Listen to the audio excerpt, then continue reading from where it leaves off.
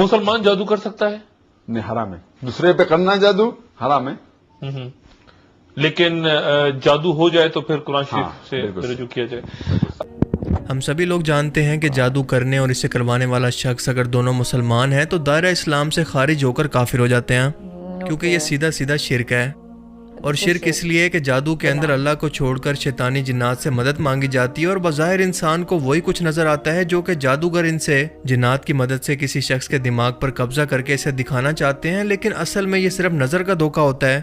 مثال کے طور پر اس کی مثال ہمیں قرآن پاک سے ملتی ہے. جب فرعون مصر کے دربار کے اندر جادوگروں نے اپنی رسیاں ڈالی تو وہ وہاں موجود دربار کے اندر سب لوگوں کو جادو کی مدد سے سانپ نظر آنے لگی، وہ رسیاں ہی تھی. اس کے بعد جب موسیٰ علیہ السلام نے اپنا عصا مبارک درباریوں کے سامنے ڈالا تو وہ حقیقت کے اندر ایک بڑا اژدہا بن کر ان سانپوں کو نگل گیا، جو کہ اصل میں معجزہ تھا، نہ کہ کوئی جادو. کیونکہ جادو تو صرف نظر کا دھوکہ ہوتا ہے، جبکہ یہ اژدہا حقیقت کے اندر وہی اژدہا کے اندر بدلا تھا، نہ کہ کسی نظر کے دھوکے سے.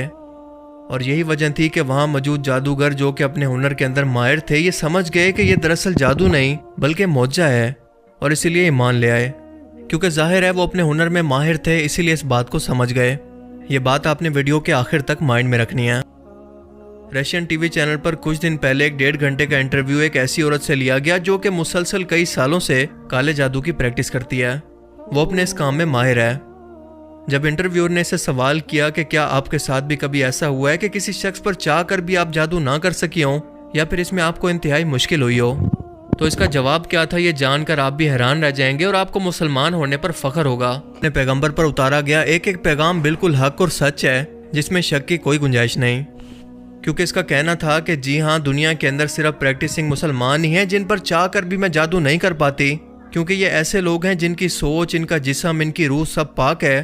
وہ 5 وقت کی نماز پڑھ کے اپنے رب کے ساتھ ہمیشہ رابطے کے اندر رہتے ہیں. اسی لیے میں جب بھی ان پر جادو کرنے کی کوشش کرتی ہوں کہ شیاطین کے ذریعے اس کام کو انتہائی مشکل بنا دیتا ہے کہ ایک پاک جسم کے اندر میرے بھیجے ہوئے خبیث جنات یا شیاطین اس جسم پر حملہ کر سکتے. Absolutely. When faced with various religions, it is very difficult to influence Muslims. They are in a constant connection with the egregore. They do namaz every day and read prayers on a daily basis. They are constantly under some kind of a dome, so it is very difficult to influence them. When you start impacting a person, he begins to address in a prayer. Indeed, many of them are very different from those who come to church only when everything is bad in their life. They come to pray and then for 5 years they forget about God, some canons, and so on. Muslims, as a rule, passionately believe and passionately give energy to their egregore, and this egregore protects them very well. یہ لوگ ہمیشہ ایگریگور سے رابطے میں رہتے ہیں. ایگریگور ایسی روحانی طاقت کو کہتے ہیں جو کہ انہیں ہر وقت دیکھ رہی ہے، ان کی حفاظت کر رہی ہے، یعنی خدا کی ذات. اس کا مزید کہنا تھا کہ کیونکہ مسلمان لگاتار اپنے خدا سے رابطے میں رہتے ہیں تو مجھے وقت ہی نہیں مل پاتا کہ انہیں کسی گناہ کے اندر الجھا سکوں. یہ لوگ ان لوگوں سے بالکل مختلف ہیں جو کہ ہفتے میں ایک بار چرچ آ کر اگلے 5 سال بعد دوبارہ وہاں پر چکر لگاتے ہیں.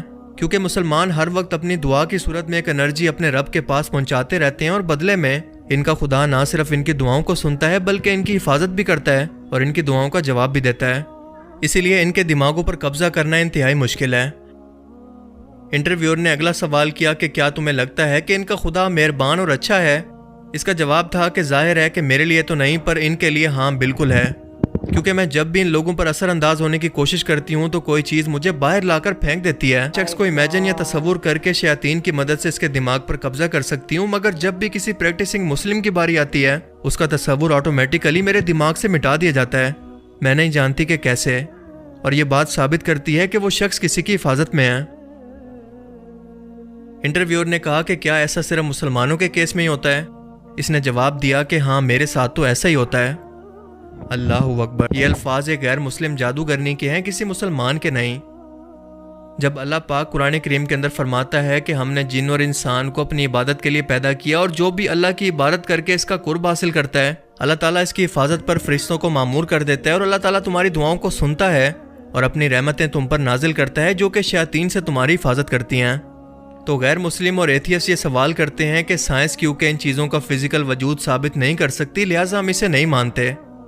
یہ وہ کم عقل لوگ ہیں جو کہ مانتے ہیں کہ ان کا فزیکل جسم موجود ہے، پر اس کے ساتھ ساتھ ان کا کوئی سافٹ ویئر بھی موجود ہے جو کہ جسم کو چلا رہا ہے، یعنی کہ روح.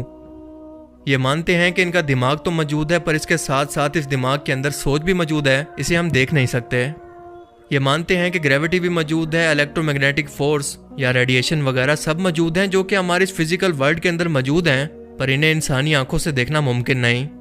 یہ مانتے ہیں کہ انسان کے اندر غصہ، جیلسی، خوشی، یہ سب فیلنگز موجود ہیں جنہیں دیکھنا ممکن نہیں اور نہ ہی ثابت کرنا ممکن ہے، لیکن پھر بھی ان سب اندیکھی چیزوں پر یقین رکھتے ہیں۔ صرف یقین نہیں کرتے تو صرف ان باتوں پر جو کہ قرآن میں یا اسلامی تعلیمات کے اندر بیان کی گئی ہیں۔ اس سے بڑی منافقت بھلا کیا ہو سکتی ہے؟ کیونکہ اگر ان کا سٹینڈرڈ ایک ہی ہے تو ان سب نہ نظر آنے والی چیزوں کا فزیکل وجود پہلے ثابت کریں اور اس کے بعد اس پر یقین رکھیں۔ اللہ نے اس دنیا کے اندر کچھ میٹا فزیکل قانون ایسے رکھے ہیں جنہیں نہ انسانی آنکھیں دیکھ سکتی ہیں اور نہ ہی انسانی دماغ سمجھ سکتے ہیں۔ اپنی فیلڈ میں ماہر شخص ہی اپنے پروفیشن کے بارے میں حقیقت بیان کر سکتا ہے، تو کیا اس رشین جادوگرنی کا انٹرویو یہ ثابت کرنے کے لیے کافی نہیں کہ نماز دن میں 5 مرتبہ کیوں فرض کی گئی؟ کیا اس لیے نہیں کہ انسان اپنے خالق کے مزید قریب ہو سکے، اور یہ نماز انسان کو بے حیائی، برائی سے روکے اور شیطانوں سے جو کہ گناہوں کے لیے انسانوں کے دلوں میں وسوسے ڈالتے ہیں ان سے بچا کر رکھے؟ اب سوال یہ بھی ہے کہ اگر اللہ چاہتا تو بنا کسی نماز کے بھی اپنے ماننے والے بندوں کو ان شیطانوں سے بچا سکتا تھا، تو پھر نماز کیوں فرض کی گئی؟ تو اس کا جواب ہمیں سورہ ہجر کی آیت 39 کے اندر ملتا ہے کہ جب شیطان نے اللہ کو چیلنج کیا اور اس نے کہا کہ پروردگار، جیسا تو نے مجھے رستے سے الگ کیا ہے، میں بھی زمین کے لوگوں کے لیے گناہوں کو ان کی نظروں میں آراستہ کر کے دکھاؤں گا اور ان سب کو بہکاؤں گا، لیکن ان میں جو تیرے مخلص بندے ہیں ان پر قابو پانا میرے لیے انتہائی مشکل ہے۔ کیا یہ قرآن کے وہی الفاظ نہیں جو کہ یہ جادوگرنی اپنے انٹرویو میں دہرا رہی ہے؟ اس کے بعد اللہ پاک مزید فرماتا ہے کہ مجھ تک پہنچنے کا یہی سیدھا راستہ ہے۔ جو میرے مخلص نیک بندے ہیں ان پر تجھے کوئی اختیار نہیں کہ تو ان کو گناہوں میں ڈال سکے، ہاں مگر گمراہوں میں سے لوگ تیرے پیچھے چل پڑیں گے اور ان سب کے وعدے کی جگہ جہنم ہے۔ یعنی شیطان کا یہ وعدہ تھا کہ وہ انسانوں کو قیامت تک اپنی شیطانی فوج سے بہکائے گا، اور اس کے بہکاوے میں وہی شخص آئے گا جو کہ ناپاکی، بے حیائی اور گناہوں میں ڈوبا رہے گا، پھر چاہے وہ مسلمان ہی کیوں نہ ہو۔ کیونکہ اس جادوگرنی نے بھی بالکل یہی الفاظ استعمال کیے کہ پریکٹسنگ مسلم، بلکہ دین پر عمل کرنے والے مسلمان اس سے بچے رہتے ہیں۔